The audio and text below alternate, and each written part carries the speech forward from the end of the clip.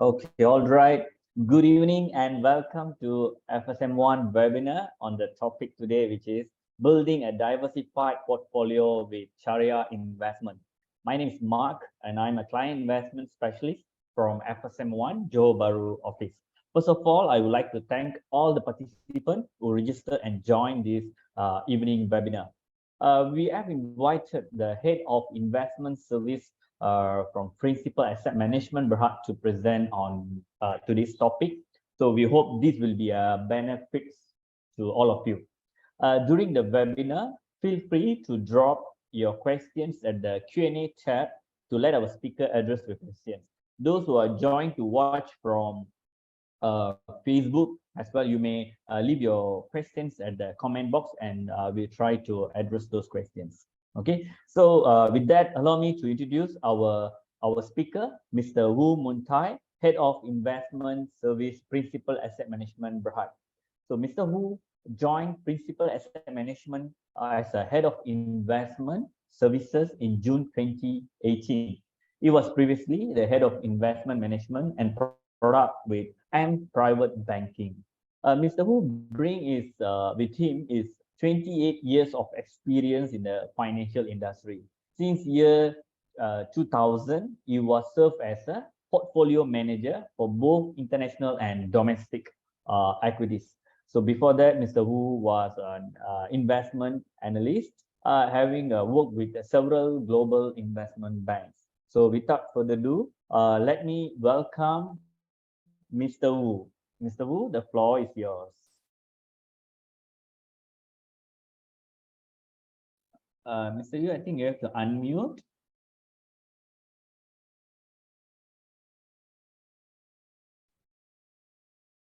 Is the voice okay now? Yes, now good, Mr. Okay. Thank you for dialing in, ladies and gentlemen. Allow me to share a screen first. All right, the presentation for the night.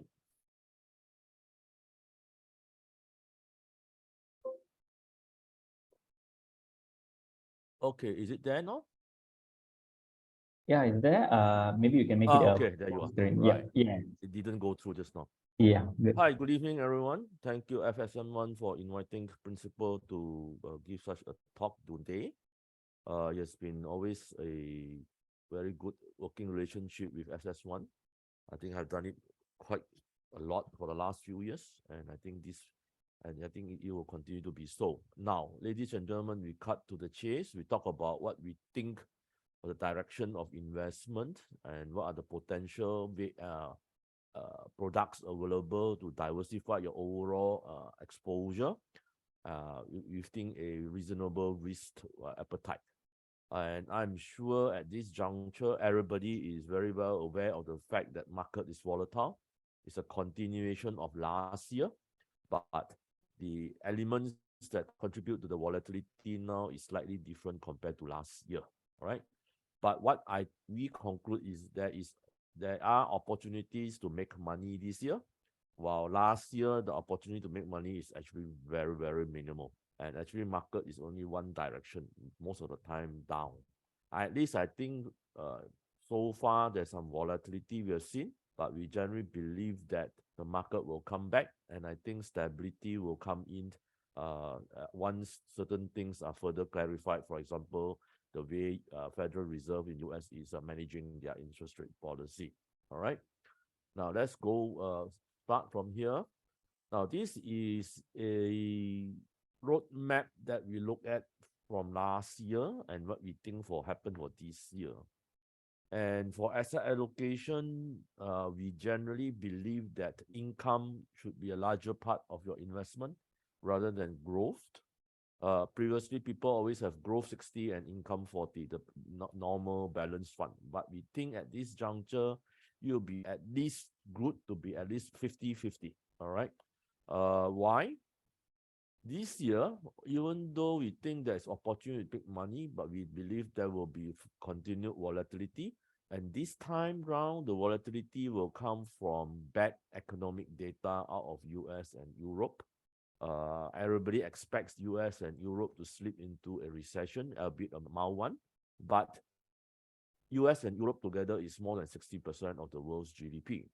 So when you have more than 60% of the world GDP growth slowing down, I think this is where I believe there will be a lot of volatility. Market will have a lot of knee-jerk reaction on that basis. So because of those knee-jerk reactions, I think it is very important. Investors need to have a product or a stream of a set of product which helps you to ride out the volatility. And with this is where we believe products that give you a steady income stream, for example, bonds or REITs, or even to some extent, equity funds that provide equity income is something viable. All right.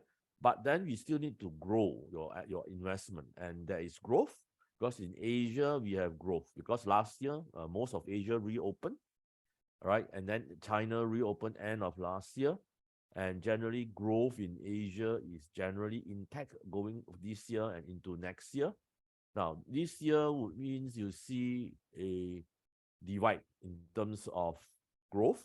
US, Europe, developed countries not doing so well. Asia generally is okay. All right.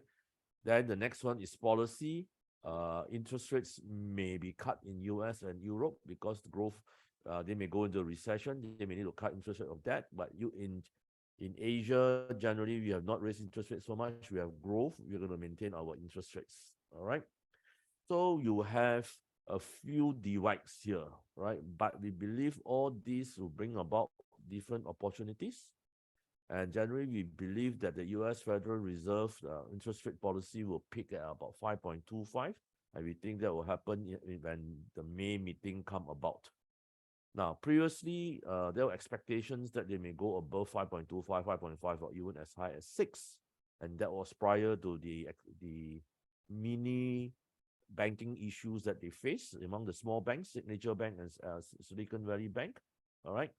And I think generally that development has catch the attention of the Federal Reserves, and they know that further hikes in interest rates may add to further destabilization of the U.S. Banking sector to some extent, especially the small, medium banks or the banks that are not well run. All right. So this is where I think Federal Reserve is also cognizant of that issue, and I think they may also help them to stop to hold interest rate for the time being. Now, there are two situations that whereby will contribute to US that other than the fact that further rate hike may add more trouble to some of the smaller banks in US. Because you must remember when the SVB issue came out, the Federal Reserve says, I open my window, any bank that want to borrow money is readily available, and I will lend it to you as much as you want. And all the banks borrow it at 4.75, and then the Fed raised rates to 5. And then by May, it will reach 5.25. Suddenly, your cost of borrowing increased by 50 basis points. And that is a lot.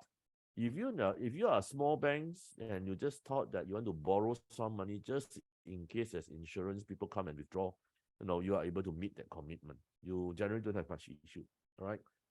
But there are other banks, perhaps with slight issues, and banks with a little bit more issues, all right? But all that money that borrowed from Federal Reserve will help stabilize the situation.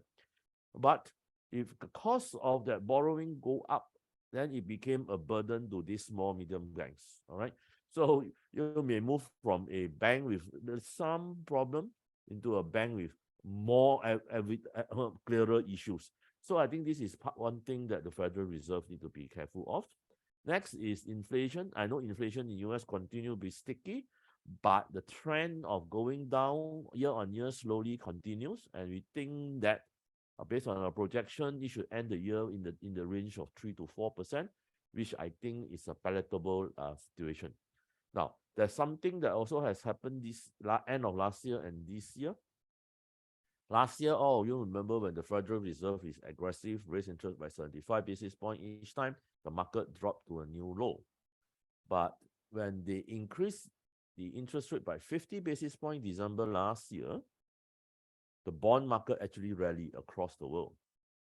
And when they do it for 25 basis points beginning of February, the technology stocks, part of the stock market in US also start to rally, and the bond market rally further. So effectively, you have signal coming out, telling that this is even before the banking issues, that people are expecting U.S. interest rate to peak very, very soon. All right. Now that with the situation, the situation and balancing act, the Federal Reserve needs to be in. So I think when the May meeting is over, depending on how they manage their tone in the announcement, I think there would be something whereby the market will take a cue from there as well. All right. Now, the other thing that is also happening is a turning point in terms of interest rates and all the stuff. You have the US dollar actually start to depreciate. Last 1 month, when the banking issues surfaced in US and even in Europe, for Credit Suisse, everybody would have thought the US dollar would jump back up because US dollar is always a safe haven. But that actually did not have happen. All right. And what happened was actually gold price went up instead of US dollar. So that tells you there is already a shift in how people asset allocate between US dollar, gold, and everything of the stuff. So usually when US dollar and interest rate picking, US dollar is likely to start to depreciate. And when US dollar depreciate, and people will say, okay, I need to take money out of US dollar and park it somewhere else to make better money. So this is something that you have a few turning points. You have the December example, 50 basis point increase and 25 basis point increase in beginning of February. And now you have the currency impact. So effectively, there are more opportunities around for the rest of this year and next year for investors to make money. I think what is important is to asset allocate properly and to know your actual risk appetite. I'm sure a lot of us, after experiencing last year, would be fully aware of the pain that volatility can bring, and especially if you are into more volatile products or higher growth products, which is have higher volatility, you will see the paper losses that you have experienced. So this is where I think going forward, I think the market is giving us an opportunity to restructure our portfolio. Think policy directions are changing, which is amenable to portfolio restructuring. And I think the opportunity is available going forward, and also for diversification of your portfolio because of this. All right. Now, just to talk a little bit about expectation of growth, this is from World Bank. They still expect the world to have a positive growth this year. But what is very evident in 2023 and 2024 is Asia is the fastest growing economy. All right. And I like to say that 2023, they say that China's going to do 4.3. I think that is underestimation. If I look at the latest data of China for first quarter, it's about 4.5%, which is above the 4% consensus. And you look at the base effect, I think China this year should be able to do at least 5 or better. I would say nearer to 5.5 or even better. And next year also maybe around the same level of growth. Now that is very, very important. Effectively, you have Asia providing the growth impetus to the world. Having more growth, better growth would usually means that there is more opportunity to make money in your country. So this is also another asset allocation. And you're talking about switching out of US dollar, and this is where I think Asia provides the opportunity to make money, whether in terms of equities or for bonds. Right, this is just a diagram to show how inflation in US is starting to come off. All right, as you see, the stickiest part is the core inflation, while the headline inflation is starting to move towards 5% and below, and likely that by the next month in April, the number will be below 5 for the headline as well.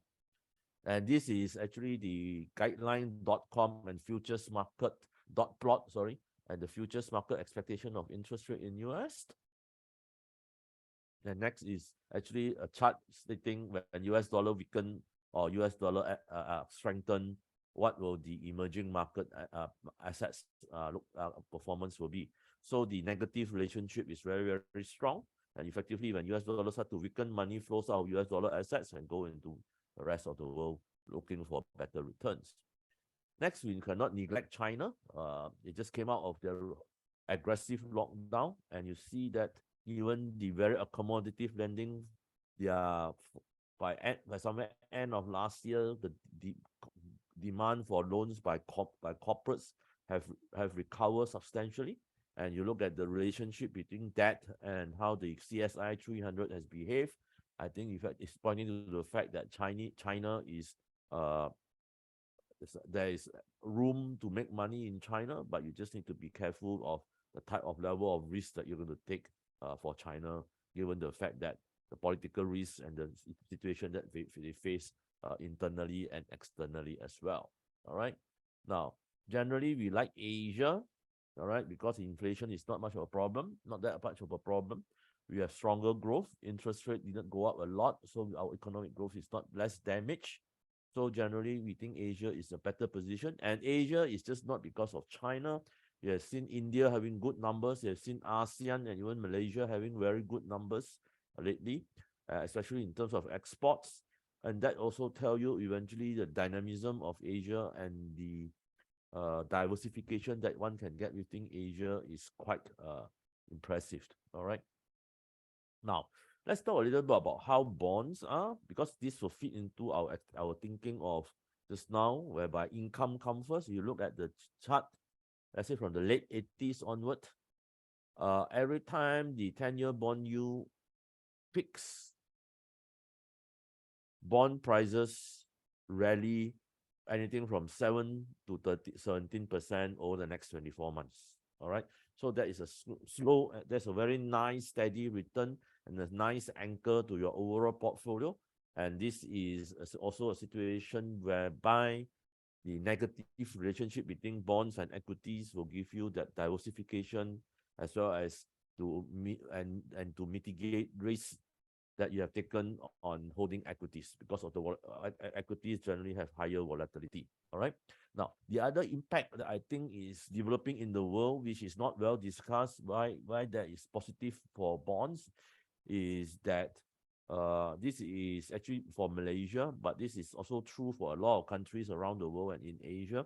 The budget deficit as a percentage of GDP for a lot of countries around the world ballooned in 2020 and 2021 and start to narrow last year a little bit, and this year and going to next 2 years. And what it means is, I think every country in Asia will be trying to achieve the same target direction. Now, what it means is the budget deficit will continue to increase, but at a much slower rate. That means your budget deficit increase much less. That means you only need to look for additional financing much less. And governments usually borrow money by issuing issuing MGS or government bonds. Now, if the supply of government bonds start to not increase as much as before, and your budget deficit looks better, that what it means is the rating agencies will tell you you are doing a good job, and the lack of supply in government bonds will drive up the prices of government bonds. And in any market, the government bonds, the moment it rallies, private credits will also follow. So you have two crucial factors developing in the world. One, from the interest rate peaking, 10-year bond yield peaking, and how the government across Asia and part of the world moving to contain their budget deficit, which actually is for the next couple of years will have an impact and constrain the net increases. The marginal increase of government bonds will be kept to a minimum, and that will be a positive impact on how bonds will perform over the next 2 to 3 years. All right.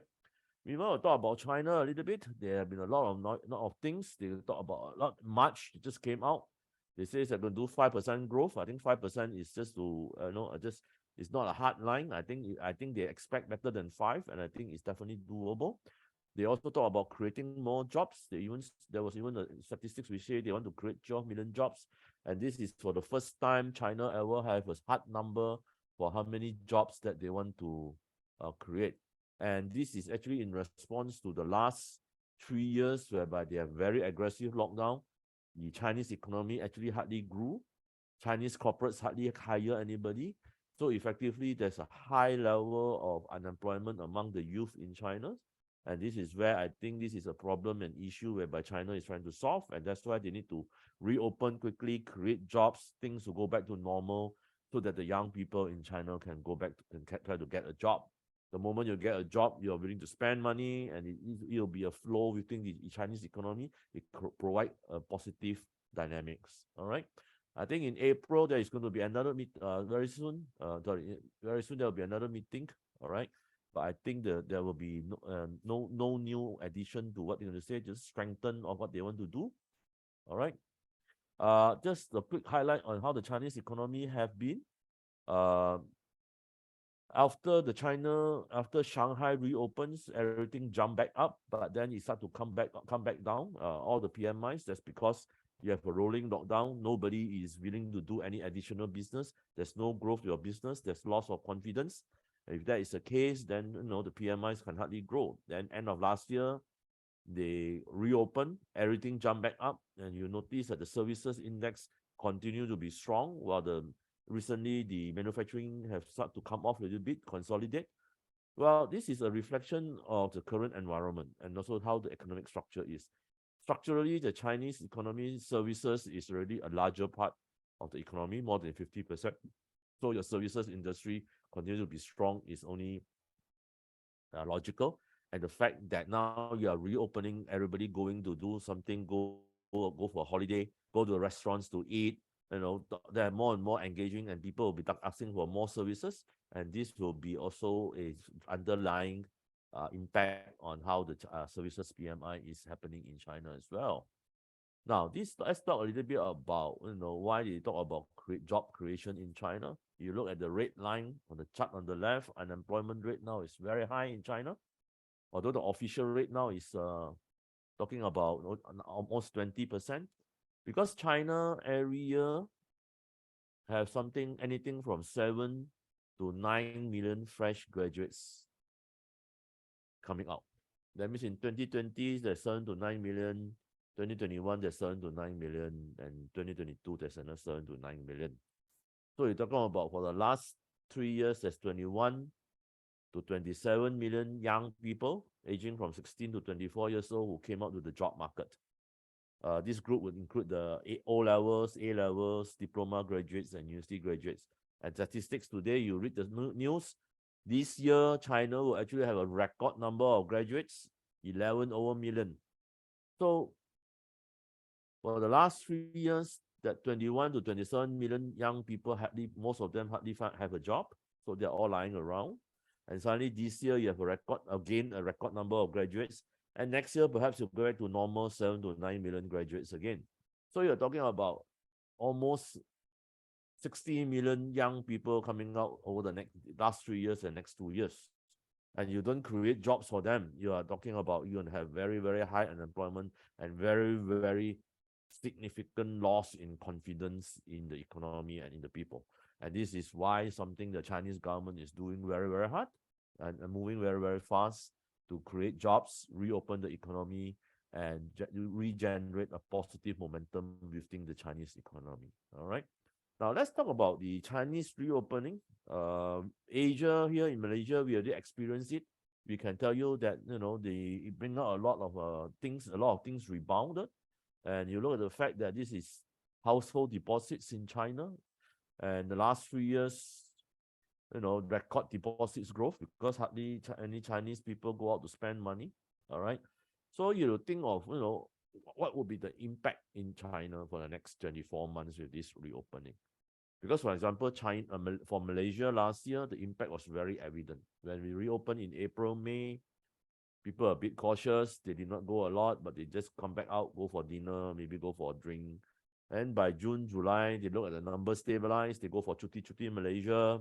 And then it continued into fourth quarter of last year. But fourth quarter of last year, people start going overseas for holiday. And what is the impact? Second quarter, we have GDP growth of 8%. Third quarter, we have 14.2% growth. And fourth quarter, we have over 7% growth. Last year, Malaysia grew 8.7%, which makes Malaysia the fastest growing economy in the world. Eric, most of the countries in Asia have similar recovery, maybe not as strong as Malaysia, but anything from 6 to 8% as well. And that is very, very strong. And you think of the fact that in China, the lockdown is a real lockdown. The people do not even get to get out of the house. You have huge amount of savings. So I think over the next 24 months, China is going to see a lot of chuti China. And what will be the impact on GDP growth? We can't tell yet, all right, because it's a large economy. There's a huge amount of things. And of course, people tell you confidence level in China is very, very low. Not surprised. So that will also hold back. So we need to see how all those numbers will come about for China as well. But generally, we believe eventually it will be there. But so what is important is this momentum of reopening can bring about the growth and income, which is very important to restore confidence. All right. So that is the short-term play on the market next 24 months, the consumer consumption side. I think what is also very important is China has reached a stage whereby they need to talk about what is the new strategy for economic development, especially on the industrial side. And generally, we think of the fact that China over the last few years have become a middle class income country, but their income distribution is very, very poor. And effectively, that is creating a lot of issue for them. And that's why last year they are talking about common prosperity. All right, in China, the poor, the lower income in 2019 is as much as 40% of the population, 560 million. Last 2-3 years, every country in the world will have more poor people because of a lack of job and people eating up their savings. So this is an issue China will have to face, and this is where reopening, restructuring of the economy will become very, very important. And here, I think what happened to Alibaba, the proposal to break itself into 6 different companies is very, very important. All right. I think the business model or whatever model that started in the late 80s right until last 5-6 years have worked very well, but you have reached a stage whereby you need to turn and refocus, specialize, precise, differentiated. And I think the breaking up of Alibaba fits the new direction that the industrial policy China will have to take on towards building their economy. All right. Because if all 6 at this moment, I would say all these 6 companies that are going to break into will actually be 6 different businesses inside one company. But not all 6 grow at the same pace. And some of it may actually not be doing that well. All right. So you need to have a situation whereby you break it up, you give those that can grow faster the chance to grow and not dragged down by the rest of the department or the other businesses. So I think this is the same thing will be happening in the whole of China. And this is where I think that will be very, very important in terms of job creation and income growth for the people in China going forward as well. All right. And just to highlight, I think China, every time after have a major drop in the market,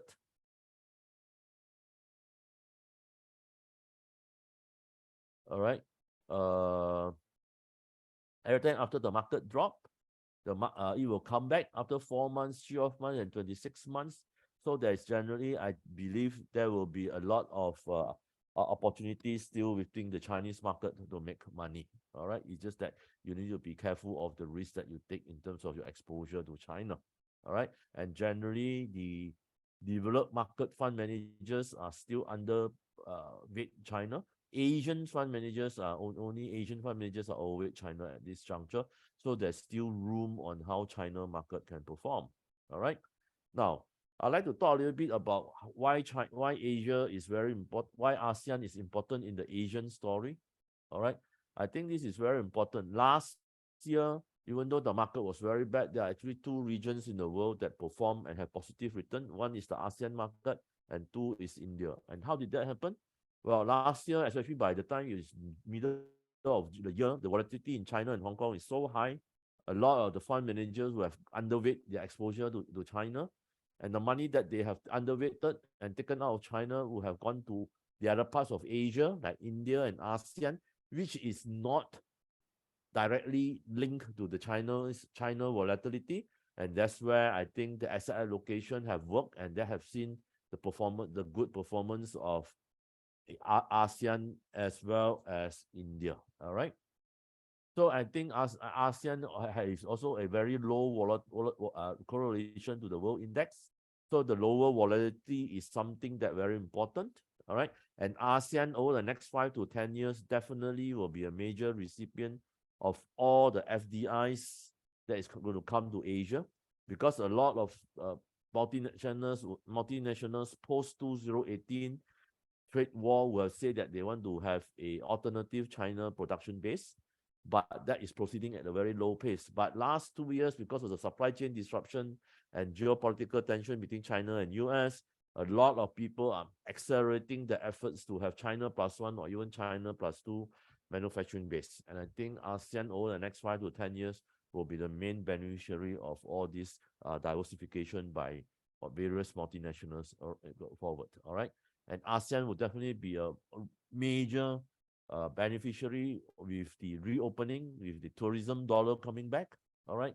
Going forward, that will drive how income is being make, and as well as the fact that tourism, with exception of the airline, all right, most of the industry within tourism are small, mid-scale industries, all right, small and mid-sized industries, which generally flow straight to the economy and to the general public. All right. Now, in conclusion, I'd like to talk about, in terms of yield assets, we have the part whereby bonds is something that we need to look at carefully. Then you want the growth element, you have Asia and China, and of course you have ASEAN as well. Now, there's one thing that I like to put here, which is the part whereby we think in the overall portfolio, we believe there is room for Sharia compliance products, whether it is a Sharia compliant bond or Sharia compliant equity fund. Why would I want to say that? Because I want to put it this way. Last year, and maybe a lot of because of higher interest rate, banks have performed in Asia. But once interest rate peak, the interest in banks will start to come off, and there's no more performance. And if you know that because of the interest rate start to taper off, technology stocks will start to perform. That actually all points to the fact that based on the Sharia index, which is actually more industrial, more technology, and very little financials, will be a good diversification once those plays that you want to come in. All right. So this is where I want to mention that this is a Sharia product, Sharia compliant product will be quite appropriate going forward, and it will give you the diversification as well in terms of how you want to get your growth. All right. So this is what we are looking at, and this is our developed market outlook. Developed market neutral, positive. Asia Pacific, we are generally positive. ASEAN is positive. Malaysia is neutral to positive. Positive on Malaysian bonds, neutral on global bonds. All right. Okay, ladies and gentlemen, I think that's done with the big picture. Now, let's talk a little bit about a Sharia fund that we have, which I think is appropriate in the current environment going forward, whereby the plays on the banks are over. And of course, currently, because of the issue that US banks and Credit Suisse, people are a bit wary of banks. And I think this is where the Sharia compliant product would be very, very appropriate to look at it. And this is a Sharia compliant Asia Pacific fund. This is Sharia compliant Asia Pacific Dynamic Equity Fund. It is a fund with a benchmark. This is not absolute return. It's a growth-oriented fund. All right. This is until end of March, but as of today is Tuesday. As of Monday, this one would be about almost 4.5% to 5% year-to-date performance. All right. This one has generally been able to perform with exception in 2022 and 2018 for the trade war. Other than that, throughout, it has generally able to provide positive return. And so far, for the last 5 years, we have started to pay dividend.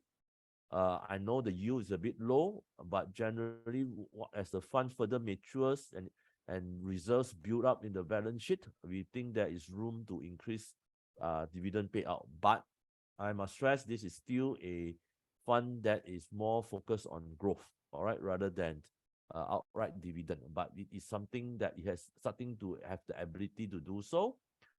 And this is the direction of the fund. In terms of sector breakdown, you can see that technology is a big part of the fund. All right. Because that also shows you where Korea is. All right. India is there. China, Hong Kong have its weight. And you look at the top 10 holdings, you'll see quite a number of Korean names. You have Indian names as well. And we have actually 2 global names, Shell, oil and gas, and which is actually an industrial gas player, one of the largest industrial gas player in the world. All right. So generally, this is the fund.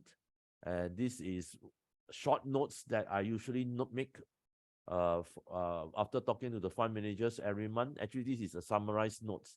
There are more names and more details, but unfortunately, I cannot divulge that in such a thing. But generally, I can name some of the names, all the stuff what we are doing over the last few months. All right.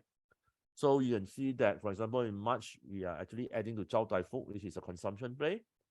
And then in April, we are doing some changes. We actually have increased our exposure to Thailand. At Once Info, this is a telco, which is the largest telco in Thailand. All right, MediaTek, we know is a tech company. Then we are talking about Trimming Singtel, which has performed last year. Bangkok Dusit, which is actually a hospital. And Kingbot Laminate is actually a technology company in China. All right. Okay, ladies and gentlemen, I'm done with my presentation. I'll be happy to take questions on a big picture basis or on a fund basis. Thank you, everyone, for your attention. Okay, thank you very much, Mr. Wu, for your presentation. So let me see, got any questions regarding topics today to you. Okay, let me see here. Okay, there is one participant asking that how bad ASEAN will be impacted if there is a recession in US. Okay, that depends. I think somewhere end of last year, everybody expect the recession in Europe to be very bad. Yeah. But surprisingly, European economy is holding up well. It is slowing, but the European market has actually started to perform. And you look at the data out of US, the GDP number also look good. The employment numbers also look decent. So for us, I think, like I mentioned just now earlier, US and Europe is more than 60% of the world's GDP. But if you are talking the recession that they are entering now, if they enter into it, it's a recession created by higher interest rates. And to some extent, a loss of confidence. This is a recession unlike 2008, whereby the property sector went crazy, it collapsed. The collapse of the property sector in US led to the collapse of the financial sector in China as well, in US as well. And that actually took US almost 12 years to recover. And because you have two major sectors that created so much issue for the whole country. This, you have a recession, yes, but it is not because there's already really major issue. Of course, you can point to the bank problems, but then the way they have moved to address all the issues, I think what is now important is for confidence to come back rather to wait for the banks to blow up, which I don't think that will happen. The same thing will happen for that. All right. So for me, you want to see the most appropriate number to look at will be how exports from Asia to US and Europe will look like. But so far, early indications, January, February export numbers still look pretty healthy. Because January, you look at the numbers in US was still decent. So if there's any bad economic news out of US, it will be, I think, most likely happening in the second half of this year. All right. And I think that's also whereby we have to think of the fact that the best appropriate to turn around the situation would be to how you want to cut interest rates and how you to manage the situation. So we would not deny the fact that a recession in US and Europe will have issue, all right, on the world economy. But if it is a mild one and it can be turned around with managing the monetary policy and reversing that, then I think it will not be so bad. Actually, people will look at the fact that if you are going to have really bad economic data news, interest rate cut will come faster than expected. And that's why if you look at the World Bank number, world forecast, they actually expect a strong recovery in global GDP growth next year. And US also starting to have better growth. So effectively, that's telling you the expectation of how things will work going forward. Okay, Mr. Wu. I think the next question is also a bit related to the interest rate. Right. Market thinks that Fed will cut rates by late 2023 or early 2024. But history showing us that inflation will take years to come down. So what will be your opinion, or you think that the Feds when will start to Uh, cutting the rates? Well, I will put it this way. Last 2 years, inflation in US was high because of two things, right? One, oil and gas went up like crazy. Yeah. Two, and then wages go up like crazy, couldn't come down. That's why it's very high in 2021 and 2022. Lately, oil prices have come off, although I think it may recover post this because all OPEC say about cutting that. All right. But I would put it this way. All right. I generally believe that the part on the core, other than the wage, the other one that is actually contributing to the stubborn inflation is what they call shelter. Shelter here means rental. And why is rental going up so aggressively? Is put it this way. A lot, for example, some of you may have relatives studying in US or in UK or Australia. They will tell you rental has went up like crazy. Why? Because the property that they rent the room from, the owner have borrowed money and buy the property and to do renting business. And at the time, last 10, 15 years, they borrow money at almost zero interest rates. And suddenly interest rate now is at 4%, 3%, depending on which country you are at. All right. You will pass on immediately the cost of higher borrowings to the people who rent it to you. So that's why you have that spike in shelter as well as impact. But I would believe once economic data slow, people lose their jobs, all this will come off. All right. And if there's no other extraordinary factors in play, I think inflation in US will start to moderate to within 3 to 4% by year end, which will give US government the leeway to make some appropriate adjustment to interest rates.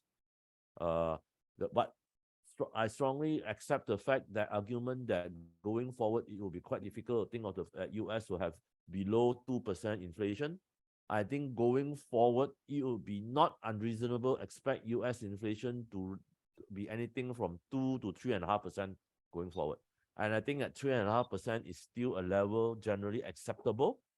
And what it means as interest rate in US will remain easily, and depending on the inflation rate, right? Let's say if we range from 2.5 to 3.5%, I think inflation interest rate in US will range between 3 to 4%, which is still high, which is still lower from now. Because why I was trying to say that, because in US previously, the gap between interest rates and inflation is always 50 basis points. Interest rate is always 50 basis points higher than inflation. There is a positive gap. It's only the last 15 years there is actually a negative gap. All right. I think the things are now reverting to normal. There will be a positive gap of 50 basis points going forward. If that is the case, if inflation in US going forward is 2.5 to 3.5, you plus 50 basis points, that means it's 3 to 4%. 3 to 4% is still more than more than 100 basis points lower from current levels. Okay. Okay, thank you, Mr. Hu, for your practical explanation and example. And there's one question here. Does the interest rate picking going to benefit a longer term bond or shorter term bond, less than 1 Longer year? term bonds. Longer term In bond. periods where interest rate go up, long-term bonds price drop more, short-term bond prices drop less. That's why in a bond portfolio the first thing you know that interest rates go up, you call what you call you go short duration. That means, let's say the benchmark you have is on average 5 years duration for the bond to maturity. You go below 5 because the percentage of price drop for shorter term bonds is significantly lower than those more than 5 or 10 years bond price. But when it reverses, the long-term bond prices were really stronger than the short-term bond. Definitely. Okay, and that's why now all the Malaysian bonds, most bond portfolios in Malaysia are going what you call long duration. Long duration. Okay. And then the same person have a question that if the interest remaining high, what will we expect to see in the bond price? I think there will still, as long as there's no reason for them to, it may remain, as say at 5% or 5.25 in US until year end. But if there's no reason for them to raise it, then the bond prices will continue to rally. Effectively, they know that they cannot stay at 5. You know why? You stay at 5.25, and when your inflation eventually reach 3 or 4% by year end or early next year, you have more than 100 basis point of positive carry, and which is considered a very, very restrictive monetary policy. US over the last 30 to 50 years, the gap between inflation, interest rate and inflation have never exceeded 50 basis points. Usually it's actually less than 50 basis points, something like 35 basis points on average. All right. So at 100 basis point gap differential, I think the US economy, that may actually be the real reason that pushed the US economy into a recession, if that high persistent gap is there. Understand. So yeah, this is a question I think based on the experience here. Since last year, I diversified more on bond funds and direct bonds. Those bond market noises in the US and other regions that happened recently, is it will affect the overall bond price in Malaysia in year 2023? I will put it this way: there's one good thing and bad thing about the bond market. Bond market usually move together. If US move, Malaysia move, Singapore move, Thailand move. Not like stock market. US can move, Malaysia can drop, and Thailand can go up. All right. I think if you are referring to the Credit Suisse issue, here I must stress that what happened to Credit Suisse and the writing off of the alternative tier 1 bonds is a situation unique only to bonds. But unfortunately, of course, you can say that people is shaken by the fact that a bond can be written down. But unfortunately, I think it has to do with the fact there's a lack of education on people of understanding what is an alternative tier 1 bond. An AT1 bond is supposed to be what you call a bond created to absorb losses. It's actually a high-risk bond. That's why in this, the Swiss government have actually only make full use of AT1 to absorb the losses that Credit Suisse will potentially face. And this is, and because for me, I think what happened is, you must remember that UBS will tell the Swiss government, you want me to take over Credit Suisse, I can. But that particular bond is a huge one, and I don't want to take on additional gearing. I have to pay that, and it may jeopardize the merger, because you want to rescue Credit Suisse, but you do not want to bring UBS into trouble as well. So you need to do something to ensure that coming out of the merger, the enlarged entity is even healthier than before. And this is one of the reasons why the AT1 is being zeroized. Understand. So one next question is the unit trust, unit trust fund, which have a major exposure to Malaysia market, had been performed badly and low, or some have negative returns. So what is fund manager's opinion for this year and next year for Malaysia market? I beg to differ. Last year, yes, nobody make money in Malaysia. But if you not I'm blowing the trumpet of Principal's Fund, but all of our Malaysia-centric funds that we have is positive return from a minimal as low as 2% to as much as 8 to 9%. And our balanced funds is easily across board 5%. So I think year to date, the Malaysian market have performed. All right. And I think the opportunity to perform is there for Malaysia. Partly had to do with the fact that the political risk premium has come off. Okay, next is about China. China seems to be expected to drive the growth in Asia. To some extent, yes. Yeah, 1 second. Okay. Do you think there will be any more new policies that could hurt the growth of China companies? Just like the tax breakdown. Not at this juncture, no.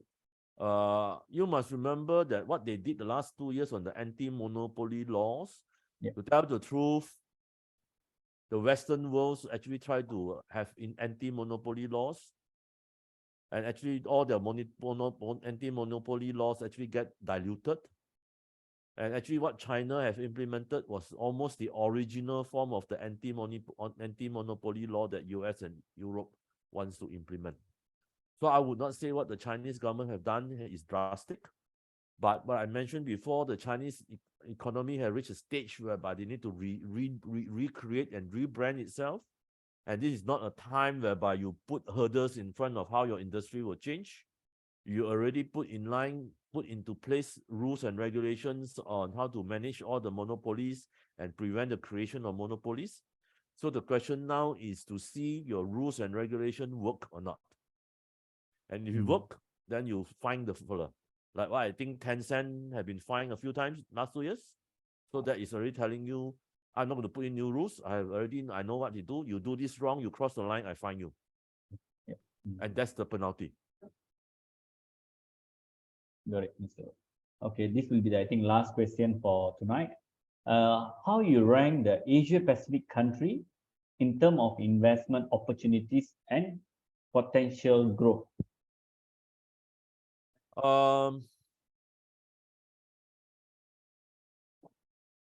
Let me put it this way. You take ASEAN as one region, I would rank ASEAN, and then China and India, same level, then followed by Taiwan and Korea. Why ASEAN? ASEAN is going to be a long-term beneficiary of a lot of FDIs. ASEAN is not affected by the political tensions that US and China face with each other. All right. And China and ASEAN have diversity. And now ASEAN economies also have a lot of new technology names that are being listed that will provide the next leg to the ASEAN market. Of course, India will be the other market that we look at strongly. All right. India will be whereby, Asia, Apple is already there. And once Apple set up an office, all the suppliers of Apple will be in India as well. So you see that positive momentum in India as well, which is very, very good. And India does have their own very large economy and large population. That may bring about a very sustained growth momentum for India as well. Then you have China. Growth going forward will be slower, 4 to 5%. But you're talking about a new China, new structure, which is important. And they need to create more jobs. And that would mean that there is different opportunities in the market through the growth of small mid-caps, the creation of the next Alibaba, the creation of the next Tencent, or even the creation of the next Huawei. And I think that's the thing to look out for in China.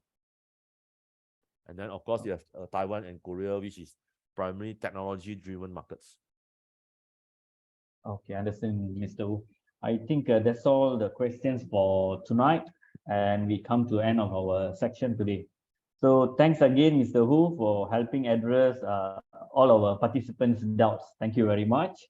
And to our attendees today, I just want to update you. In conjunction with our Hari Raya Aidilfitri festive celebration, FSM1 is running a promotion on 8 recommended Islamic funds. Okay, and the sales charge will be at 0.85%, which is start from 3rd April until 20th April. So it means you have another 2 days to capture this promotion.